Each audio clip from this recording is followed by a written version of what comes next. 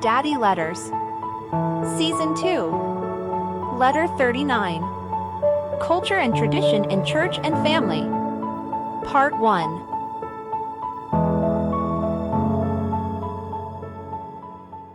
Dear son of Abraham, in my previous letters, I explained that culture is a thread that connects a broad group of people together, teaching them how they should all hold their lives together in common, and live out the human experience. Now I want to move into an analysis of tradition, and the role it plays in church and family, and its connection to culture. Traditions help us know what to do and when, as well as what we should not do. Tradition ritualizes cultural beliefs and values. It establishes events, and practices, that preserve the vital knowledge, customs, and definitions of a culture. All traditions have meaning, and they have purpose. Traditions are instituted to keep that meaning alive, and to achieve a defined purpose, such as bringing people together, or celebrating a rich history.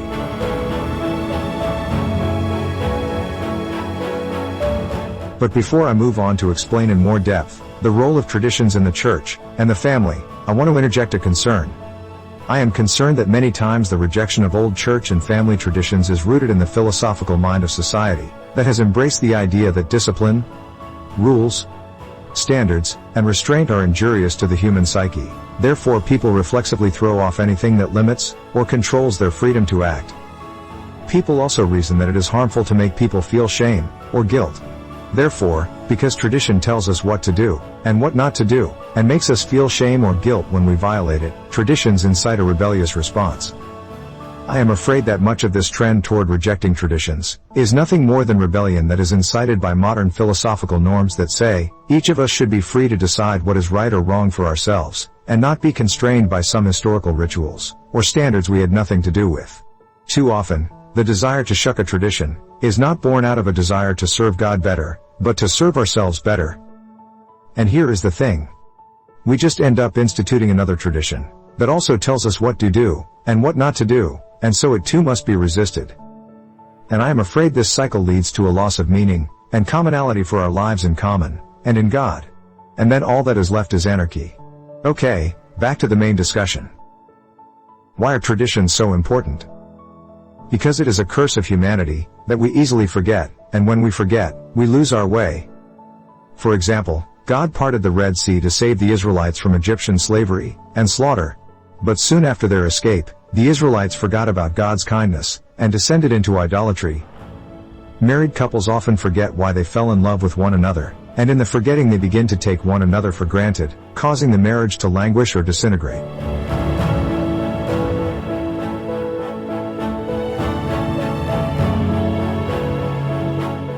However, the tradition of celebrating the wedding anniversary is there to help couples remember their vows and the reasons they fell in love.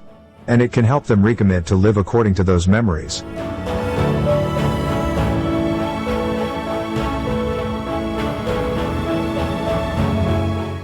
Some traditions ensure we observe various cultural distinctives, such as celebrating Veterans Day. In the United States, we celebrate Thanksgiving to prevent us forgetting how bountifully God blessed our land.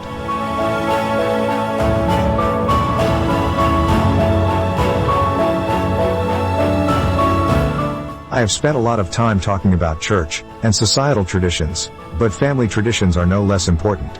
At the close of my last letter, I mentioned our family tradition of the sacred dinner and the family tradition of apple pie for dessert.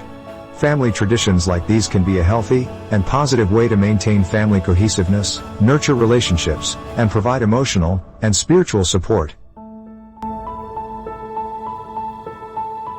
Social traditions help create a sense of belonging within a community. Following social traditions builds unity and helps maintain social norms. Some traditions are used to ensure we remember and honor various spiritual thoughts and ideas. The celebration of Easter is a great example of this use of tradition.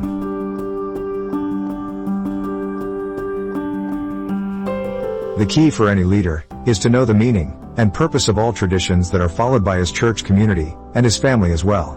Without acquiring and sharing this knowledge, a tradition may lose its power and fail to connect followers to the cultural distinctives or spiritual purposes the tradition was meant to support. The why of a tradition is very important when creating a new one, and equally important for deciding whether to preserve old ones. Without a knowledge of the why, traditional events and ceremonies become mindless practices that serve no purpose other than doing what has always been done. Scripture most often establishes the cultural beliefs and norms for the Christian community, but it is left to discerning spiritual leaders to implement the man-made traditions to support religious cultural beliefs.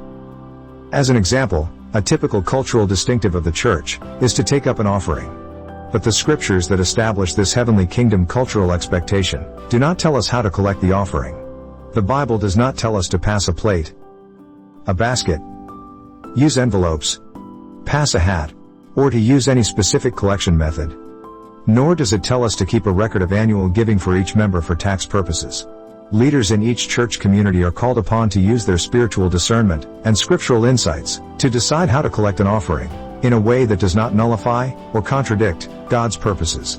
Leaders are free to establish an offering collection tradition suitable to their church community, using wisdom, discernment, prudence, and environmental factors to decide how best to accomplish the scriptural kingdom cultural purposes.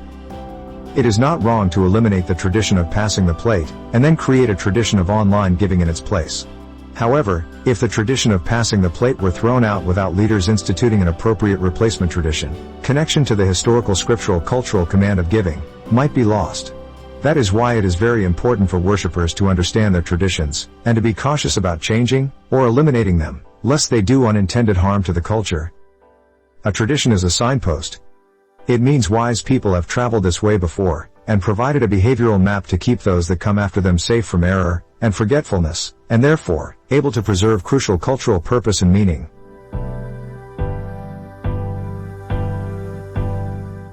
Now, I will explore apparel traditions in churches. Does it matter how we dress when we come to church? Well, that depends upon what message your leaders are trying to convey, and what atmosphere they are trying to create with the dress code. The way we dress has a powerful meaning that should not be ignored. Clothing affects the way we act, how we are perceived, how we feel, what we believe, and how we see others. Who would go to a prom in shorts and a t-shirt? Or, who would go to a football game in a tuxedo or evening dress? Restaurants have dress codes in recognition of the power apparel has to affect the behavior of patrons, or even determine the types of patrons they attract. Apparel matters. Even Moses was told to take off his shoes because the ground upon which he walked was holy ground, and therefore dirty shoes were inappropriate for the ground upon which God was focally present. Exodus 3, verses 3 through 6, records the event this way. And Moses said, I will turn aside to see this great sight, why the bush is not burned. When the Lord saw that he turned aside to see, God called to him out of the bush, Moses, Moses. And he said, Here I am. Then he said, Do not come near. Take your sandals off your feet, for the place on which you are standing is holy ground. It is foolish to think that apparel has no bearing upon our worship. The Jewish priests were expected to honor strict dress codes that projected reverence and God's glory. Exodus 28, verse 1, describes it this way. You shall speak to all the skillful, whom I have filled with a spirit of skill, that they make Aaron's garments to consecrate him for my priesthood.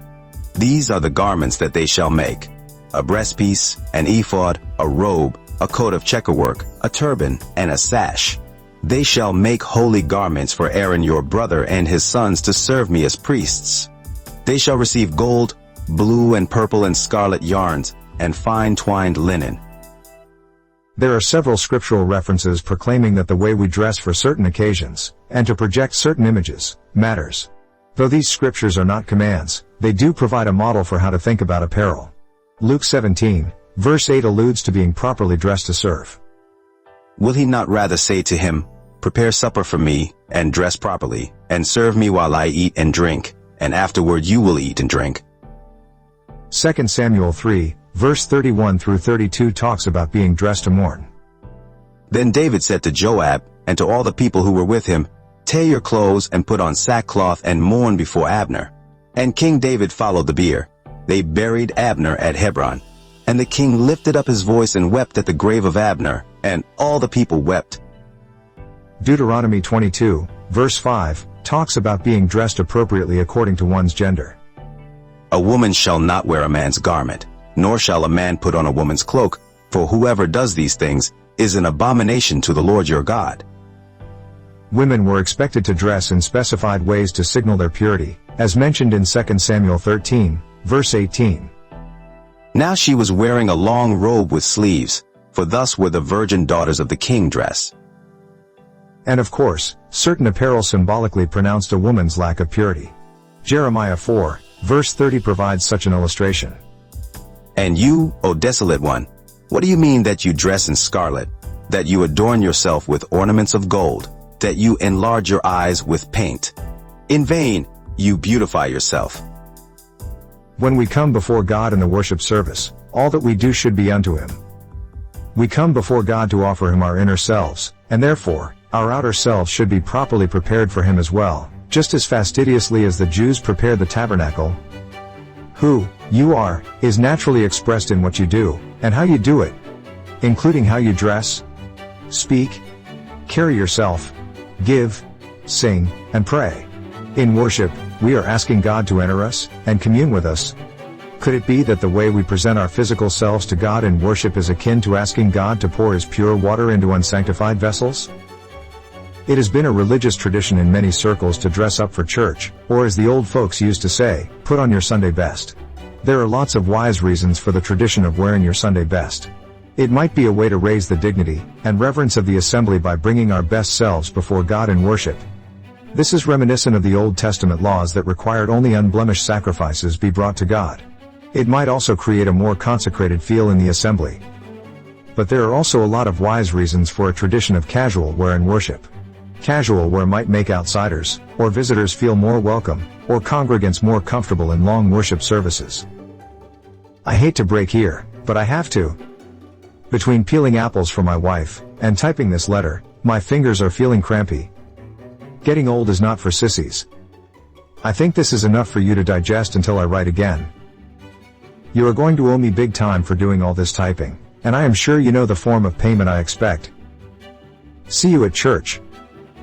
Ruel.